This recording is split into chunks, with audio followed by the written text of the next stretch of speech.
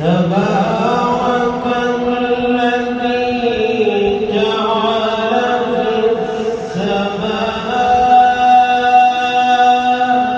بروجا وجعل فيها سراجا وقمرا